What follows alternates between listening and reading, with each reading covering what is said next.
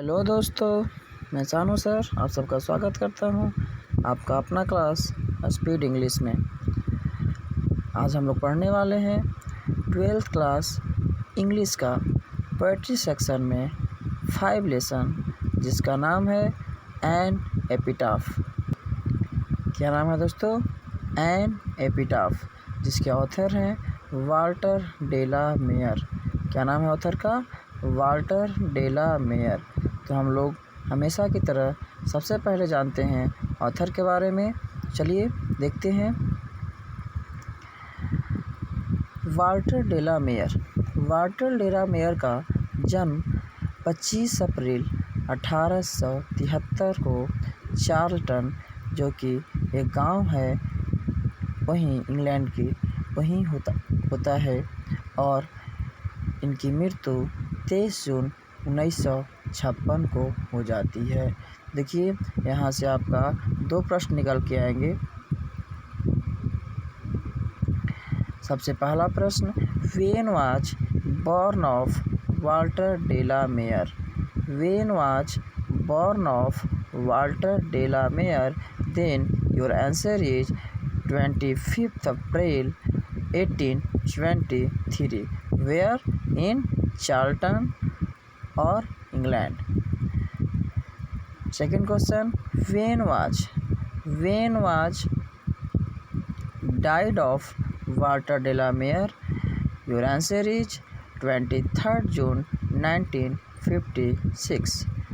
तो चलिए यहाँ से आप 2 प्रश्न देख रहे हैं। यहाँ से आपके 2 प्रश्न बन सकते हैं एग्जाम में, जो कि आ भी सकते हैं। आप याद कर लें, वाल्टर डे ला मेयर का जन्म 25 अप्रैल 1873 को होता है। कहाँ होता है? तो इंग्लैंड का एक शहर है केंट, वहीं एक जगह है चार्ल्टन, वहीं इनका जन्म होता है। और फिर इनकी मृत्यु कब होती है? तो 23 जून 1956 को। चलिए अगला नेक्स्ट है, he wrote many works for children, so he is known as the poet of children. इसका मतलब होता है कि इन्होंने बच्चों के बारे में बहुत सारी रचनाएं की हैं, बच्चों के लिए बहुत सारे रचनाएं इन्होंने किया, इसीलिए इनको चिल्ड्रेन पोएट, बच्चों के कवि के रूप में भी जाना जाता है। कुछ इनके नोटेबल वर्क्स हैं, नोटेबल रचनाएं हैं जिसको हम लोग देखते हैं। तो क्या है? Songs for children, Peacock Pie, the listeners come hither. यह सारे इनके नोटेबल वर्क्स हैं, यादगार रचनाएं हैं। और देखिए दोस्तों, इससे ऑब्जेक्टिव आपका फिर बनता है यहाँ से कि Who was known as the poet of children? Then your answer is Walter de la Mare. Next, who wrote songs for children? Your answer is Walter de la Mare. तो आप इनकी रचनाओं को भी याद रखेंगे, क्योंकि कभी कभी एग्ज़ाम में किसी ऑथर की रचना को भी दे दिया जाता है और पूछा जाता है कि यह रचना किस कवि की है, किस लेखक की है। तो चलिए आप लोग यहाँ तक समझ गए होंगे। अब अंतिम हम लोग समझते हैं क्वीन एलिजाबेथ सेकेंड। एलिजाबेथ द्वितीय, जो कि इंग्लैंड की महारानी थी, उन्होंने 1953 में इनको द ऑर्डर ऑफ फेरिल एक रचना थी इनकी, जिसके लिए इनको सम्मानित किया गया था। किनके द्वारा? क्वीन एलिजाबेथ द्वितीय के द्वारा। एलिजाबेथ द्वितीय के द्वारा इनको सम्मानित किया गया था। अब कब सम्मानित किया गया था? तो 1953 में। तो आप यहाँ से देख रहे हैं कि आपका जन्म से एक ऑब्जेक्टिव, इनकी मृत्यु से एक ऑब्जेक्टिव, ये कैसा पोएट थे उससे एक ऑब्जेक्टिव, कुछ इनके रचनाएं हैं उससे एक ऑब्जेक्टिव, और नेक्स्ट यह सम्मानित किससे होते हैं उससे एक ऑब्जेक्टिव, कब होते हैं उससे एक ऑब्जेक्टिव। तो यह सारे आपके ऑब्जेक्टिव आपके एग्ज़ाम में बन सकते हैं। तो आप सब इसे देखें और समझें, और जहाँ दिक्कत होता है आप मुझे कमेंट करके बता सकते हैं। चलिए, तो मैं आशा करता हूँ कि आप सब समझ गए होंगे। अब इसके बारे में, इस कविता के बारे में हम लोग पढ़ते हैं। दोस्तों सबसे पहले मैं बता दूं कि इस पोएम का नाम रखा गया है an epitaph. Epitaph it means what? यह एपिटाफ मीन्स होते हैं समाधि लेख। समाधि लेख किसे कहते हैं? आप देखे होंगे खास करके यह इस तरह से समाधि वाली जो बातें हैं ज़्यादातर हम लोग देखते हैं क्रिश्चियन में जो समाधि बनाए जाते हैं, तो वहीं से यह उठाया गया है और उसमें यह इसका नाम ही है एन एपिटाफ, समाधि लेख।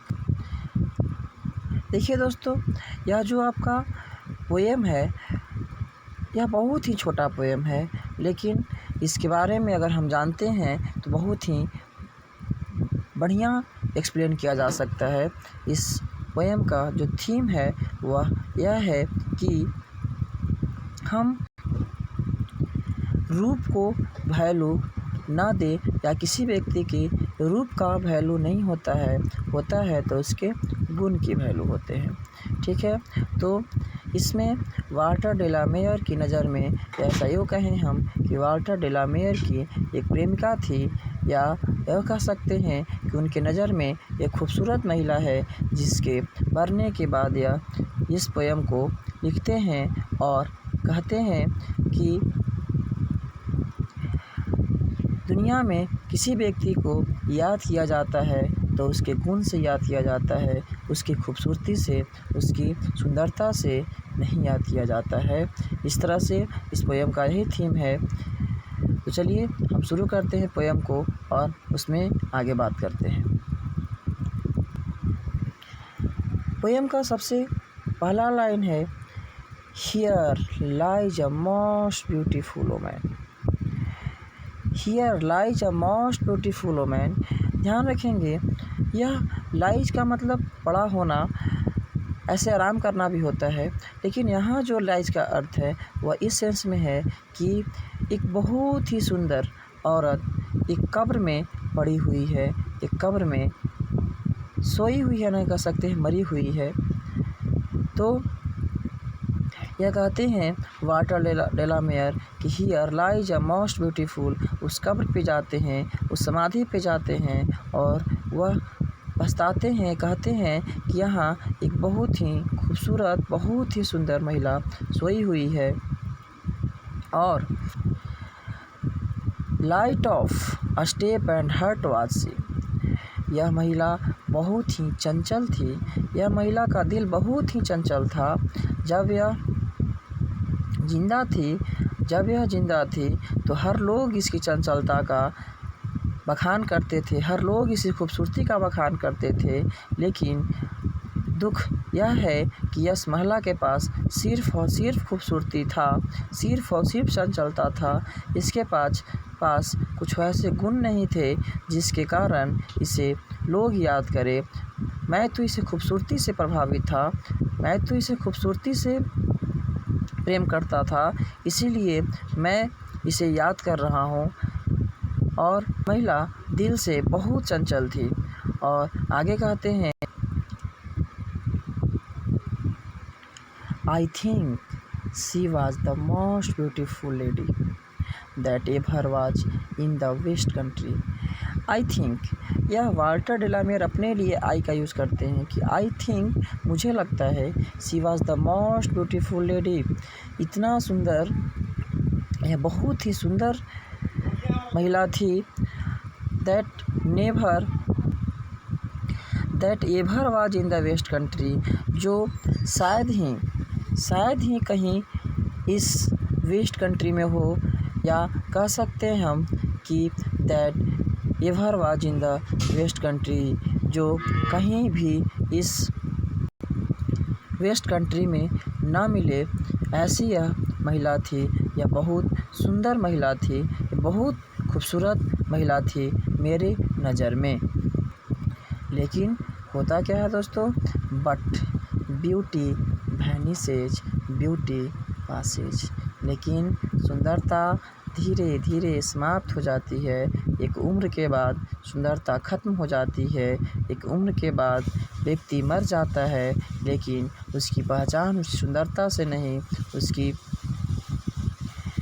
गुण से की जाती है, उसके भर्चू से किए जाते हैं। तो ही बोलते हैं वाल्टर डेलामेयर कि बट ब्यूटी वैनिसेज, ब्यूटी सुंदरता खत्म हो गई, ब्यूटी पासेज, ब्यूटी गुजर गया, सुंदरता गुजर गया, however rare it be and when I crumbled, लेकिन फिर भी, हाउएवर फिर भी, रेयर इट बी, लेकिन इसकी सुंदरता जैसी सुंदर थी या बहुत ही दुर्लभ है अब मिलना। एंड व्हेन आई क्रम्बल, लेकिन मैं सोचता हूँ व्हेन आई क्रम्बल, जब मैं टूट जाऊँगा। इट मीन्स दोस्तों यहाँ हम कह सकते हैं कि वाल्टर डेलामेयर का कहना है कि जब मैं मर जाऊँगा, who will remember this lady of the west country. तो इस पश्चिमी देश के, इस वेस्ट कंट्री के जो महिला है, इतनी सुंदर महिला है, हु विल रिमेंबर, इसको कौन याद करेगा, क्योंकि यह महिला सुंदर थी, इसके पास गुण नहीं था। अगर इस गुणवान होती तो आज हर लोग इसको याद करता, लेकिन सिर्फ़ और सिर्फ मैं ही याद कर रहा हूँ आज इसको। अगर मैं मर जाऊँगा तो इसे कौन याद करेगा। दोस्तों, इस पोएम के सहारे हम सिर्फ इतना समझ सकते हैं कि यह पोएम बहुत छोटा है, लेकिन हमें रूप से ज़्यादा गुण को वैल्यू देना चाहिए और हमें गुणवान होना चाहिए। हम ऐसा कुछ करें जिससे हमारे गुण को लोग सराहना करें, हमारे मरने के बावजूद भी हमारे गुण को लोग सराहें। तो इस तरह से यह पोएम आपका ख़त्म होता है और मैं आशा करता हूँ कि आप सब इसे अच्छी तरह से समझ गए होंगे। तो चलिए हम अब मिलते हैं अगले वीडियो में। धन्यवाद।